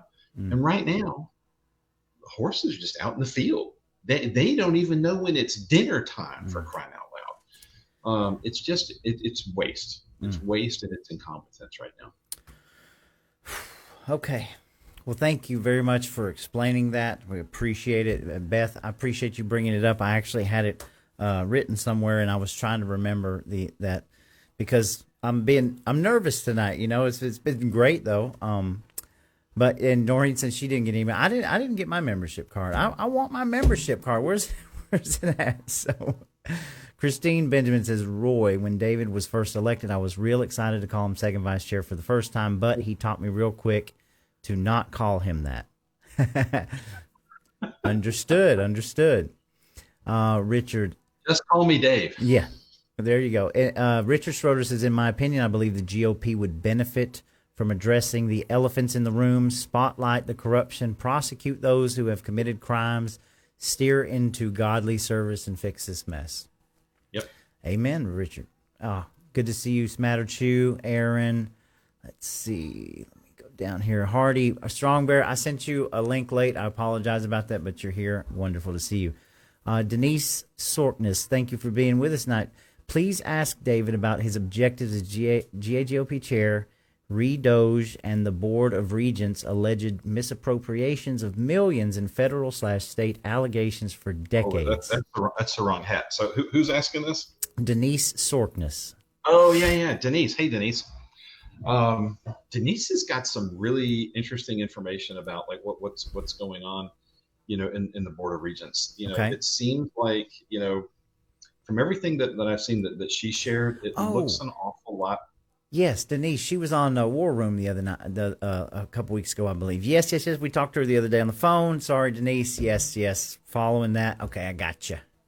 Yeah. So she's got some really interesting information about how that organization works. How the administrative secretaries are doing a lot of the work. For some of the college presidents, they're way vastly overpaid for what they're doing. Right. It could be a lot more efficient. There's a lot of wasted money that's in there, and we need to, that's another organization that needs to be doged. Right. I think the Georgia GOP needs to be doged. We need to figure out like what's going on with our money. Sure. And what blows my mind in Georgia right now is we have a $20 billion surplus, right? And the leadership wants to give us back $1 billion. And raise let me put the math like this for you. All right, a $20 billion surplus for roughly 11 million people in the state is $1,900 for every man, woman, and child. So if you are mom and dad with 2 kids, that's nearly $8,000 that should come back to you. Right. And the last time that we had a budget surplus like this, the governor and the legislature, came up with some kind of formula to give, to give a disproportionate amount of that money back to landowners. Now, if you rent an apartment out there, or you have a small piece of property, then you didn't get anything. No. Or you got little teeny crumbs. And people who own a big piece of property out there, they got a lot. So, well, I we're think we taxed need to to death see more anyway. equality and distribution there. Sure, we're taxed to death in the state. Don't even get me started. We could do a whole show on that. Oh my God. But yes, okay. Thank you for the question. She said, much evidence kept sealed, and that was a great segment on War Room Georgia. We appreciate you out there sharing your information. And Aaron Spears says, I sure have been treated as disposable, and that's using a polite description, and I worked hard and put in so much time for the party. Well, we've got to change that. We all have to change that. So let's see. David Naha, good to see you too. He says, I've talked to some myself that are really disappointed in the party. We have to have integrity in our elections, or they will hold the uniparty. Amen to that. Let's see here. I'm going to go through a few of these. Jan Benefield, stupid bills like SB 9 that is about politicians, not us, we the people. I mean, just call it like it is. I mean, we can lie about it and pretend like everything's hunky-dory and they've got our best interest, but when the bills come down the pipeline, I'm not seeing any best interest here. Yeah. Oh, okay. Let's see. William Blake McMillan says Kemp will be indicted by Trump DOJ hopefully before 2026. I mean, you cross your fingers all you want. We've got a teetotal mess all over this country, but I feel like we live in ground zero. Let's see. Richard says Kemp would not call for a special session to investigate the very questionable election in 2020. Absolutely right. Now he won't even talk to us. Let's see. Great. Christina Benjamin gives out a link for a great source of glyphosate-free products that I use. Thank you for that. I'll check that out. And William Blake McMillan, he says, the elephant in the room is the most powerful men and women in our state were silent as child, victims were denied their rights by the Speaker of the House, and all that were silent after David Clark's and Derek Somerville's resolution in 2019. This is how we break the incumbent rhinos in our House of ATL. Brother. All right. It's time for this hat right now. All right, yeah. We could do an entire show on State Senator Colton Moore. I can't wait till all this is over where I can get him back in the studio so we can really unpack this. Okay. The amount of disgrace and like I said, we're running lack of time. Got a lot of comments, but boy, oh boy.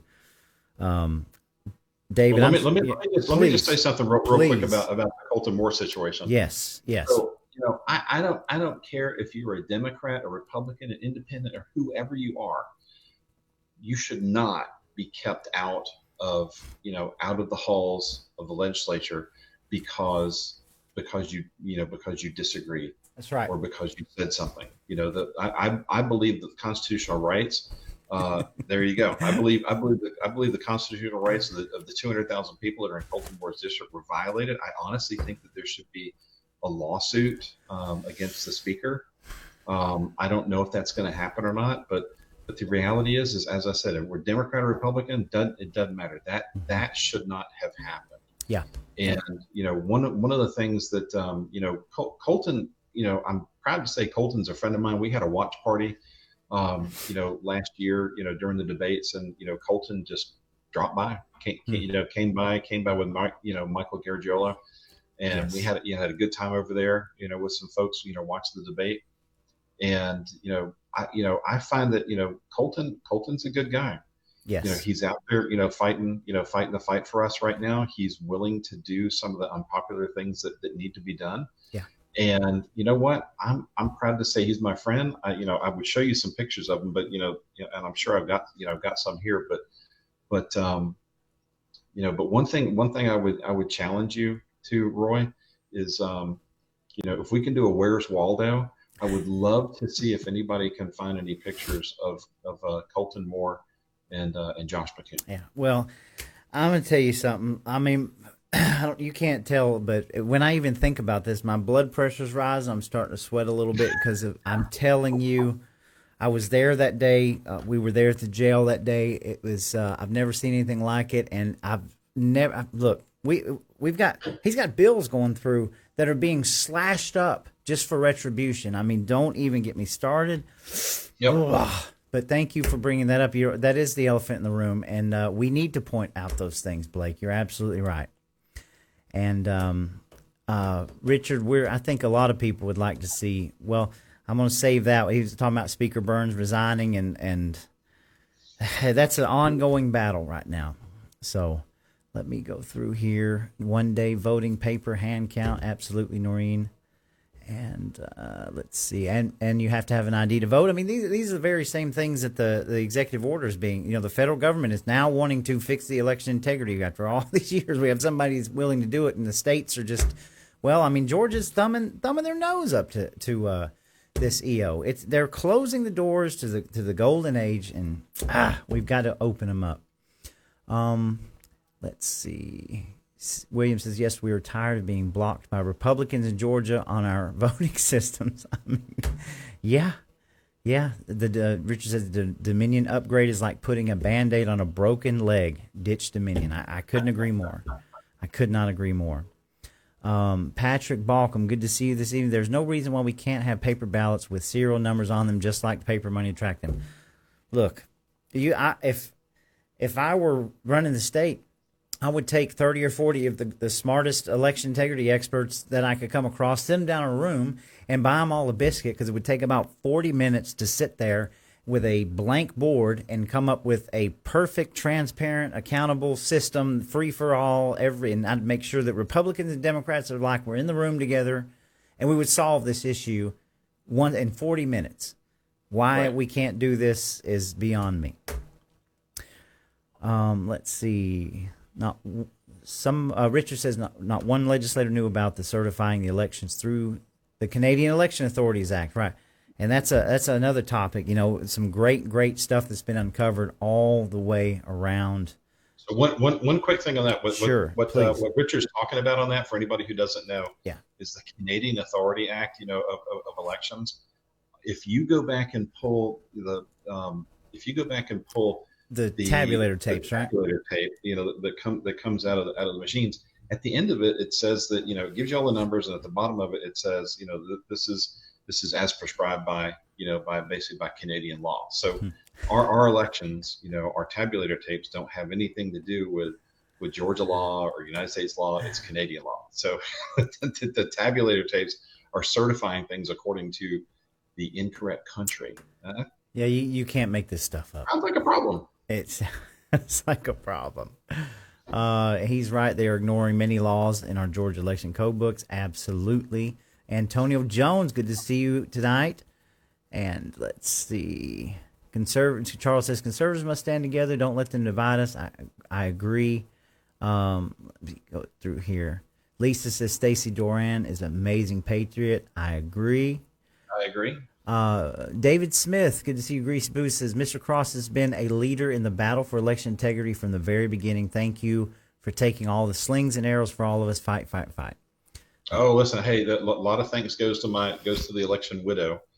She's taking a bath right now, just kind of relaxing and getting away from this right now. So I got you. She has had to put up with a lot, and now she's, now I'm going to have to drag her all over the state, to go, all over the places and give my stump speeches. Right. Charles loves Stacey Doran, Kim Brooks, and David Cross. I agree. Thank you, Hardy, for you like the show. We appreciate it, man. Let's see.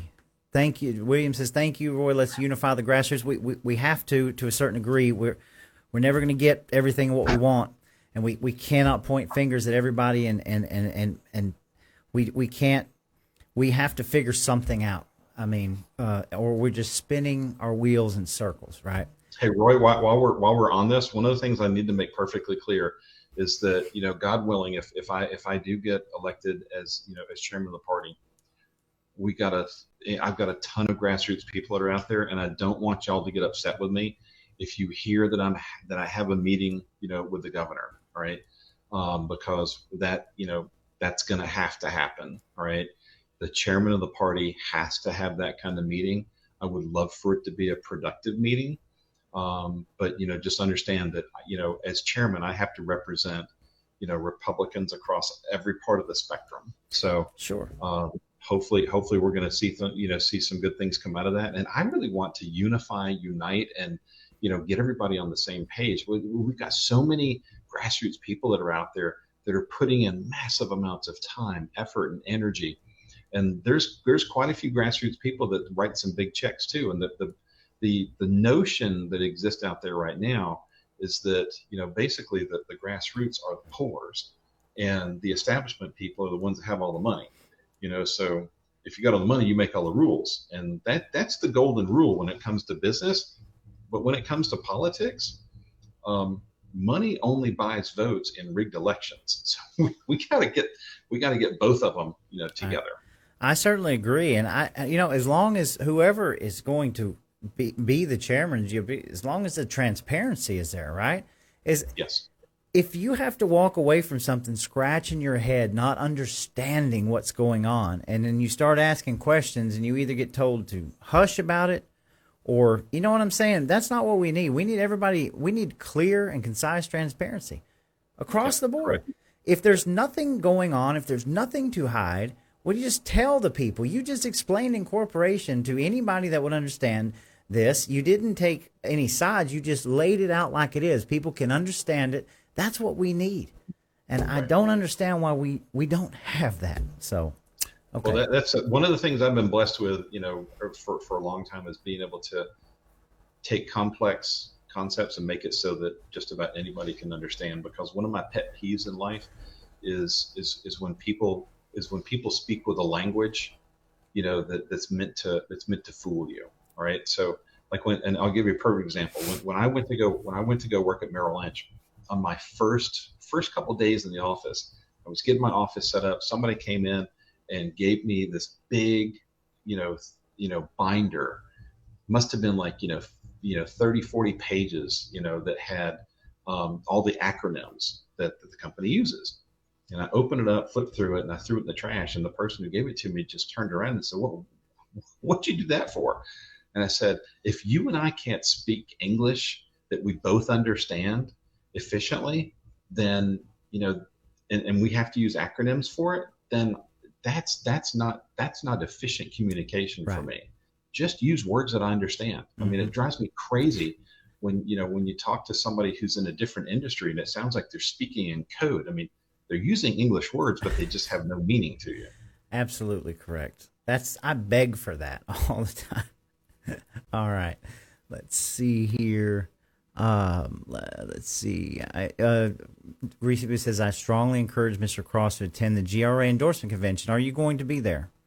I'm going there. Yes, I am. Okay. I'll actually be providing the sound for that. So I will be there as well. In fact, I already turned in my, already turned in my application, the endorsement application. Okay. I think I probably need to pay the membership dues. I can't remember if I paid this or not. There's been a lot of activity lately, but yes, I will be there. I am confirmed. Okay. All right. Sounds good. Sarah Webster says, "Thank you, David." Thank you, Sarah, for watching tonight.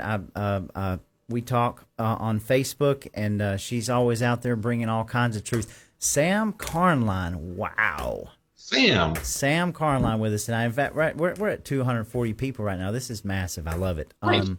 I've seen Cross at SEB and Capitol many times, never the current chair. Sam, again, and I don't mean to do this, but I mean, he's one of him and Field Cersei, along with what you've done, the Georgia Nerds, tons of people.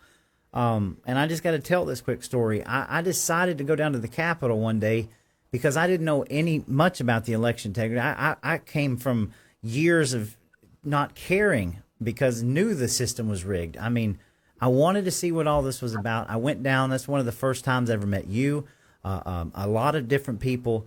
And I had the most amazing day just walking into these people's offices that they could not believe that we were there asking them questions.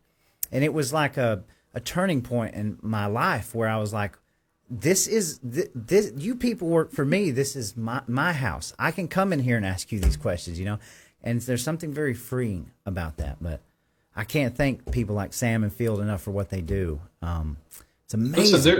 Listen, there's lots of representatives that are down there at the House that they just need some encouragement sometimes. That they need a friendly telephone call. Don't call them up and chew them up. Just call them up and say, hey, listen, I know you've been working your butt off here, with rushing everything through, and you got your head filled with 400 bills or whatever. I just want you to know I appreciate you, and this particular issue is important to me. Keep it short and memorable. So see if you can speak in a soundbite, like 3 or 4 words that they're going to hang up that telephone and go, I need to get that done.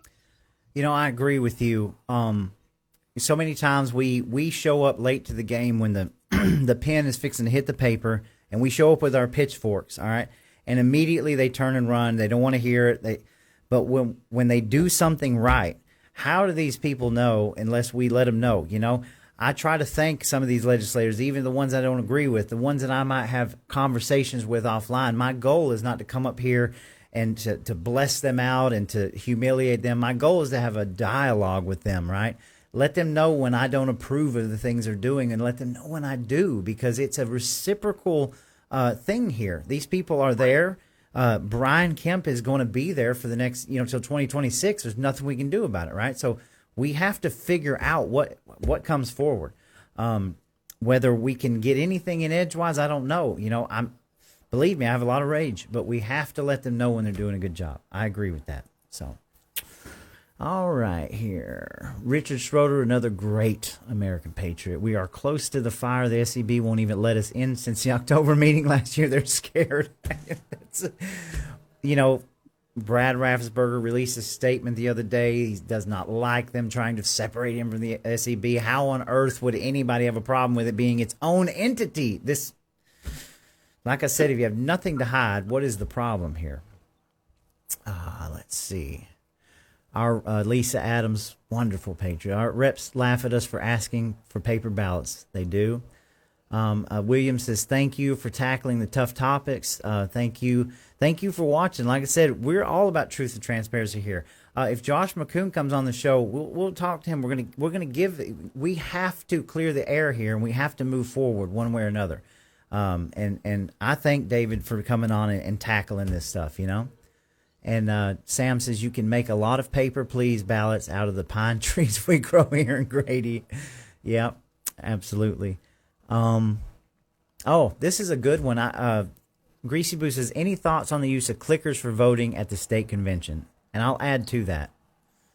Clickers is going to be a big thing, all right? And secondly, how is there anywhere we can get information for convention for all the new people that's coming that can watch some videos and get a little educated? Yeah, best thing to do is go to the gagop.org, website. It's going to give you like some of the details about it, like where it's going to be. I went up and visited the Dalton Convention Center up there, and it's going to be a lot easier for people to get into instead of the place we went to last time down in Columbus. Right. Columbus is a nice little town and that kind of thing, but that facility down there is it's really not built for what we need to accomplish there. The one in Dalton, I think, is better. But as far as the clickers go, let me put it like this.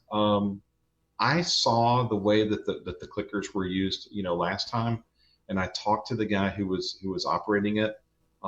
It seemed like it was on the up and up. And honestly, I can't complain. I mean, I won 53% of the vote, in 2023. 2024 was different because there were some shenanigans that were going on with trying to get people to, vote as blocks. Mm-hmm. And I want to circle back on that in just a second. Okay. I would prefer to see, paper ballots, just little pieces of paper, paper slip. Sure. The tough thing about that is that it can be messier. in terms of,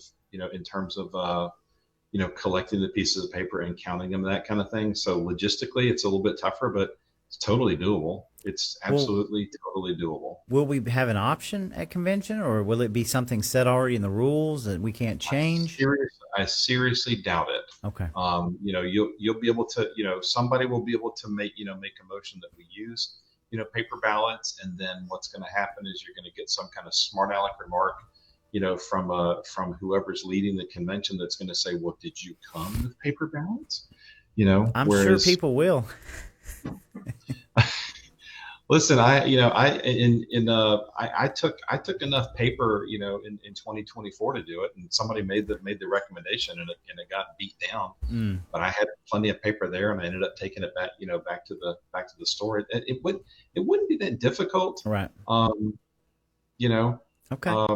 I do like the expediency of the clickers, but honestly, the safest and most secure thing to use is going to be paper. I mean, there's no question. Absolutely. You just have to, you got to gather those things, and honest to God, you got to count them, in front of people. You can't do like what's happened before, like in Fulton County, where they take the ballot jar like into a side room and they count it in there. That's ridiculous.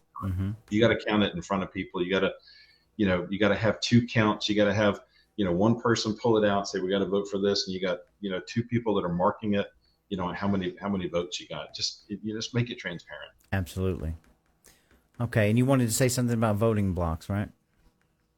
Yeah. So here's the thing. So in 2024, when I was running for national committee chairman, there were voting blocks that were put together where the chairman of some counties, a large county, was where people were instructed that you needed to vote a certain way for national committee man. Don't vote for David Cross, vote for one of the other candidates, or else, you'll be on my, I don't want to use the word, you'll be on my naughty list. All right. And I think sometimes there are people that are in our ranks that, because they're not familiar with everything and they don't want to make somebody mad, they're going to be compliant. They're going to do what the chair tells them to. And what I would encourage everybody on here to do is, if you're going to be a delegate to the state convention, you vote your own conscience. God gave you a brain, you use it, and if you need some help, talk to a friend, talk to some other people. Do not take the dictate of something that's being told to you to do, by the chairman of your county party. That is entirely the wrong way to do things. Talk to your friends, talk about the pluses, talk about the minuses. What do you like about Dave Cross? What do you like about, what do you not like about it? Whatever. Make your own mind up. Well, I completely agree. I don't use this show for endorsements. I even told Colton last time he was here, I said, I'm not putting out a Trump sign. I'm not putting out a Colton sign. I said, I'm done with that. I said, we're here to educate people. People need to make up their own minds.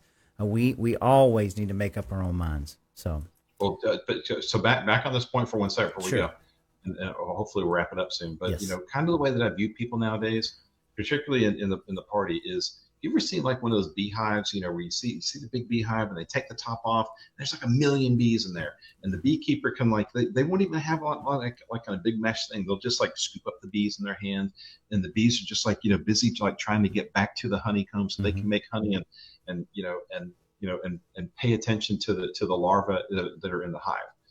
And there are three types of bees in a beehive.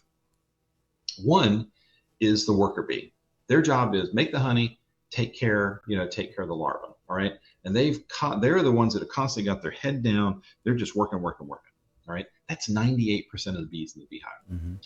2% of the bees in the beehive are known as drones. And I hate the word drones. And I would tell you that they're really more sentries. All right. The sentry bee and the drone bee, their job is, they're a little bit bigger than the worker bees. They're a little bit stronger. And their job is protect the hive. Their job is keep your head on a swivel, look around, look for danger, protect the hive, send out the messages when there's something that's going on, where there's an attack on the hive. we, the people that are the delegates that are going to, to the convention, you guys, when you're a delegate at the convention, your role is you're the sentry. You're the sentry bee whose job it is to keep your head on a swivel, ask questions, question processes. Don't just go along to get along like the worker bees. When you're at the convention, you're a sentry bee, all right? And your county chairman, a lot of times, some of them are going to behave like the queen bee, or maybe the king bee. But some they're going to act like the queen bee. And in this case, you do not follow, what the queen says to do. You keep your head on a swivel. You make your own decisions. You come up with, come up with the pluses and minuses. You figure it out. That's your job. I agree. I totally agree. All right. Yes, we are going to blast through here. So we're going a little bit late. A lot of good comments. David, you might want to go back through the comments at some point if I don't get to all of them. Let's see here. Let's see. Let's see. Good evening. Okay, I think okay, Patrick, he needs help. That he's got a Give Send Go. Patrick will make sure and y'all check the comments for his Give Send Go. He's got an injury. I believe it's a leg, like an ankle foot injury, and he served in law enforcement 20 years. Let's see.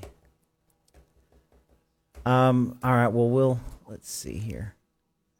All right. Yeah. So we'll end on this question. It says, why can't Dave do anything about the ink as the current second vice chair? Can you clarify that?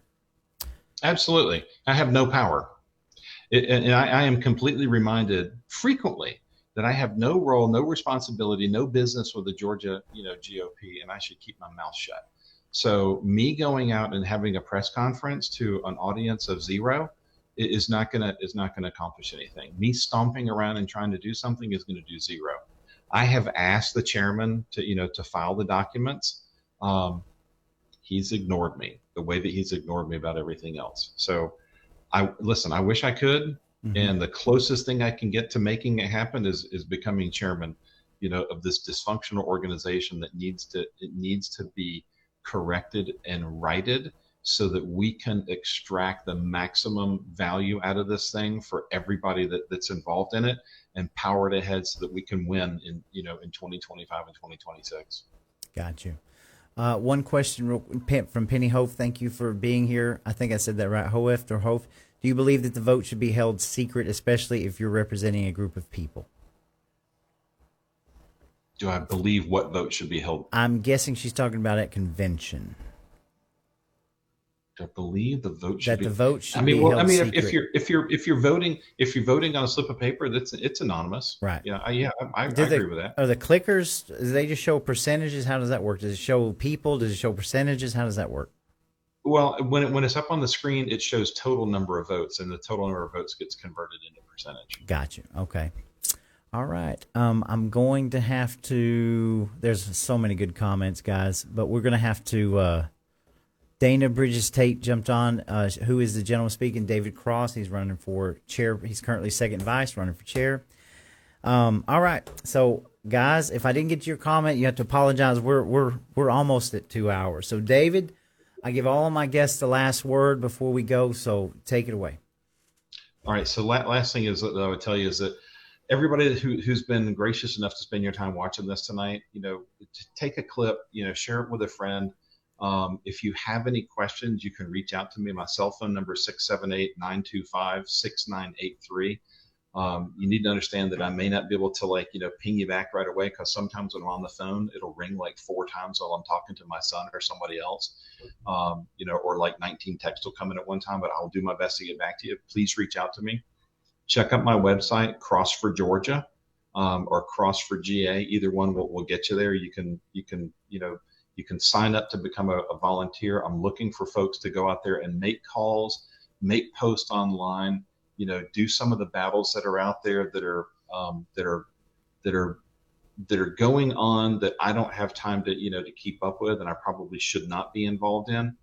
And then if you're in a rural county and you'd like for me to come out and speak with you, I've already said before, it's difficult for me to get out to all of them because there's just too many counties and there's a very short period of time before the election happens.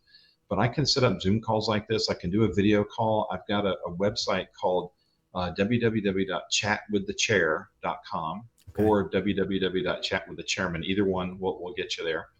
And rural counties, I'll donate $50, to your county GOP if you'll set up a video call, because I can be a lot more effective, speaking to counties across the state by video. And it's getting a lot more interactive, and I'm trying to encourage people to adopt technology. Yeah, wonderful. And I thank you for giving me the opportunity to interview you. I wish you the best of luck. I wish all candidates in this race the best of luck. The best thing that we can do is get educated and understand where we're at and where we need to be. I've got one other thing. Yes, go for it. If anybody out there subscribes to Debbie Dooley, cut that stuff out of your life, please. She's spreading a lot of lies about a lot of really good people, including a very good friend of mine, Sophia Farouk, who ran for chairman in Cobb County. And anybody who thinks that she's a Muslim extremist, you need to know that Sophia and her dad have been to my house for the last 2 years for Thanksgiving and Christmas. Right. And I would not have a Muslim extremist, in my house, having wonderful meals and wonderful conversation and staying with us for, until all hours of the night, and she's a really warm, wonderful person that I think got wronged over there. So cut Debbie Dooley out of your life, please. All right. Folks, this was a huge audience tonight, 250 people. Thank you all very much for hanging out with us. I know this was a long one. All my content is free. If you want to cut something out of this and paste it, do whatever you want. It's for the people. We're going to get out of here. David, you stay on the line after the outro. And thank you, guys. You can support me at givesendgo.com/smalltown underground. We will be uploading this to Rumble and YouTube immediately after this is over. And thank y'all so much. We've got more coming. As always, we're filming, and doing everything we can do. You guys have a wonderful evening. Again, thank you, David. Thank you.